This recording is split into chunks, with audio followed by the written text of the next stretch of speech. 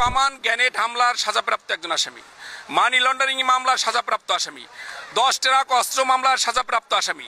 10 truck অস্ত্র বিএনপির সময় উনি 10 ট্রাক অস্ত্র আনলো, অবৈধ অস্ত্র আইনে সন্ত্রাসীদের হাতে দিয়ে দিল, যাতে আওয়ামী লীগকে মেরে দাও, আওয়ামী লীগকে মেরে দাও। উনি সেই লক্ষ্যে কিন্তু 21শে আগস্ট গ্যানেট হামলা করে সেইখানে আইবিএবা সহ 22 জনকে হত্যা করেছে। উদ্দেশ্য ছিল বঙ্গবন্ধুর কন্যাকে হত্যা করে দেওয়া, এটা ছিল তার নির্দেশ। কারণ ওই মুফতি হান্নান 164 নিজে বলেছে যে হাওয়া ভবনে বসে আমরা 2 দিন মিটিং করেছি, উদ্দেশ্য ছিল, নির্দেশ দিয়েছিল যে বঙ্গবন্ধুর কন্যা শেখ হাসিনাকে হত্যা করবে এবং আওয়ামী লীগ নেতাকে শেষ করে দাও, এই সিদ্ধান্ত দিয়েছে।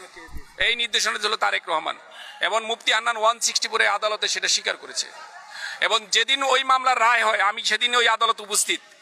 সেই আদালতে যখন বিচারক রায় ঘোষণা করছে, সেই রায়ের মধ্যে যখন বিচারক বলল যে 19 জনের ফাঁসি, 19 জনের যাবজ্জীবন কারাদণ্ড, লুৎফুজ্জামান বাবর, আব্দুল সামাদ পিন্টু এদেরকে ফাঁসি, আর তারেক রহমানের যাবজ্জীবন কারাদণ্ড, এই কথা বলার সাথে সাথে উনি লুৎফুজ্জামান বাবর দাঁড়াইয়া বলতেছে, বিএনপির সেই স্বরাষ্ট্র প্রতিমন্ত্রী, যে আমার যদি ফাঁসি হয় তারেকের হবে ডাবল ফাঁসি, কারণ এই মামলার এই ঘটনার মাস্টারমাইন্ড তারেক রহমান, তার কেন যাবজ্জীবন হবে, তার তো ফাঁসি হবে, তার তো ডাবল ফাঁসি হবে। এই কথা কিন্তু বিএনপির একজন তৎকালীন প্রতিমন্ত্রী লুৎফুজ্জামান বাবর তিনি এই কথা আদালতে ওপেন বলেছেন, এটা তো ডকুমেন্টারি বিষয়। তার মানে তারেক রহমান যে একজন সন্ত্রাসী, এটা শুধু আমার মুখের কথা না, বাংলাদেশের মুখের কথা না, এটা কানাডার ফেডারেল আদালত বলেছে বিএনপি একটি সন্ত্রাসী।